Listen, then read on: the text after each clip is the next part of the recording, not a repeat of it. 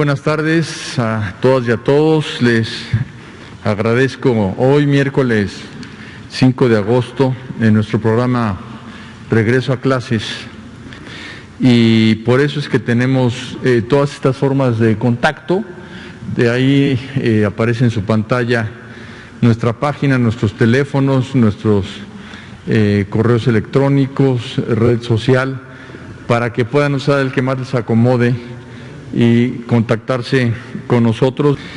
Y como todos ustedes saben, todos los días, incluyendo sábados y domingos, estaremos a las 5 de la tarde respondiendo las preguntas e informando de aquí al día 23, para que el 24, que es el día del inicio de nuestro ciclo escolar 2021, estemos todos totalmente informados.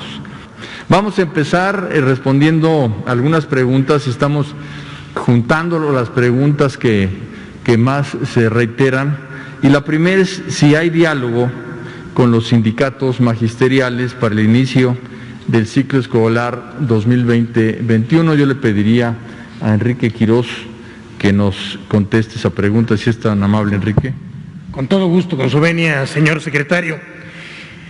En efecto, las autoridades educativas del país mantienen comunicación constante y permanente y de manera periódica con los dirigentes sindicales de la educación para atender y muy diversos asuntos que son de interés del sector magisterial. En este caso en particular, en efecto, se ha tenido este contacto, y hoy mismo las altas autoridades de la Secretaría, encabezadas por el señor secretario Moctezuma Barragán, tuvieron varios contactos con varios de los dirigentes sobre este y otros temas. Esa sería la respuesta, señor secretario. Muchas gracias. Gracias, buenas tardes. Muy buenas tardes. Buenas tardes. Iris Velázquez, del periódico Reforma. Me gustaría que se abundara un poquito más acerca de esta comunicación con integrantes de la CENTE. ¿Cuál es su opinión acerca de este rechazo a Aprende en Casa 2? Ellos dicen que no es opción para ellos y van a implementar su propio modelo educativo. ¿Cuál es su opinión, y también cuándo es que van a reunirse con los dirigentes de la CENTE y del CENTE? La primera consideración que hace, hay muchas corrientes sindicales.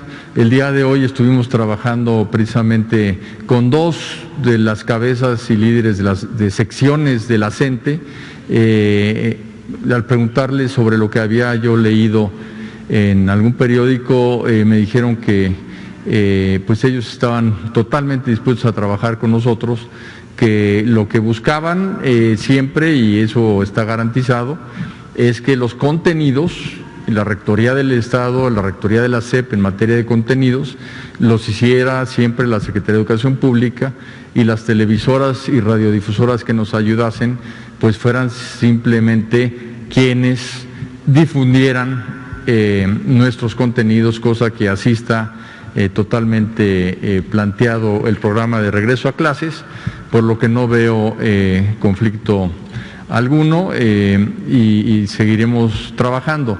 Además, incluso se decía que ellos habían propuesto trabajar en radio. En efecto, vamos a trabajar en la radio, y sobre todo en zonas indígenas, y nos están ayudando incluso con traductores para tener completas las 22 lenguas indígenas con las que vamos a trabajar.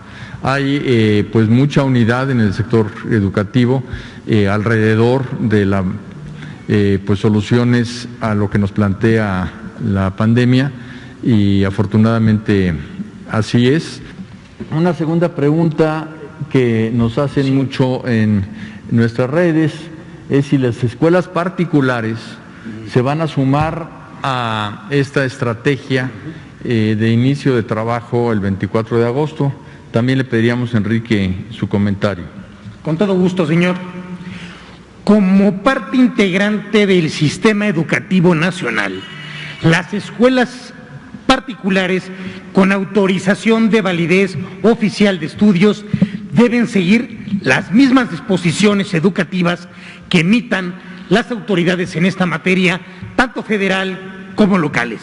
Y así es el caso de sujetarse al calendario escolar respectivo en todo el territorio nacional, tal como lo establece el artículo 146 de la 149 de la propia Ley General de Educación, señor secretario. Muchísimas gracias. El tercer punto es si va a continuar la Secretaría de Educación Pública con el proceso de capacitación magisterial, y la respuesta es que sí. Recordemos que con las modificaciones del artículo 3 constitucional y la Ley General de Educación se consideran a las maestras, a los maestros como agentes de transformación social, y en esta pandemia pues tenemos en ellos un gran aliado para poder trabajar a distancia. La mayoría de los maestros mantienen la relación con las alumnas y los alumnos, y también estamos preveyendo, y ahorita lo vamos a ver en el calendario escolar, tiempos para la capacitación magisterial, para su formación y para que salgamos con más conocimientos de esta pandemia. Y lo de este comentario que el presidente, no sé si se malentendió hace meses, de la cuestión de los fines de semana, quitarlos, ¿eso queda totalmente descartado ya por este escenario que vivimos hoy? Gracias. Yo voy a contestar el tema de los fines de semana largos. Nos rige la Ley Federal del Trabajo, y el día de hoy está vigente con unos días de asueto que son los que se tienen que programar. El señor presidente ha pedido hacer una reprogramación de esos días para que se celebren en el día original del evento histórico. Por ejemplo, el 20 de noviembre, que actualmente se celebra el 16, él quiere que se celebre pues el día de la Revolución Mexicana. Una vez que cambie la Ley Federal del Trabajo, nosotros tendríamos que hacer un ajuste en el calendario escolar para que en vez de descansar el lunes, se celebre y se descanse el viernes. De los únicos, estamos hablando de 3 días nada más que ocupa esta modificación. 2 de ellos caen en viernes, de manera que no afecta casi en nada el tema del calendario, y uno cae en domingo. Entonces, en el momento en que cambie la ley podremos cambiar el calendario, pero hoy nos regimos por la ley vigente como debe de ser. Algunos docentes en las redes sociales han indicado que se les hicieron cobros indebidos para apoyos altruistas, niños con cáncer y de bajos recursos, pero ellos no lo autorizaron y se les hizo un cargo domiciliario. ¿Ustedes saben de eso? Y bueno, ¿cuáles son las acciones? No conozco el tema, no nos ha llegado a nosotros la queja, pero quisiéramos que nos llegara. O sea, en estos teléfonos y redes que acabamos de señalar, que son las de la Secretaría, si nos están escuchando o si ustedes les pueden dar el dato, nos interesa que nos digan en dónde fue esto, que nos den todos los datos, porque hay muchas formas de pagar, y una de las formas de pagar es estatal. Nosotros pagamos el Magisterio Federal a través del FONE, en donde jamás se ha hecho descuento alguno indebido, y si hay algún descuento indebido, que por favor nos lo hagan saber para investigar a fondo sobre el tema.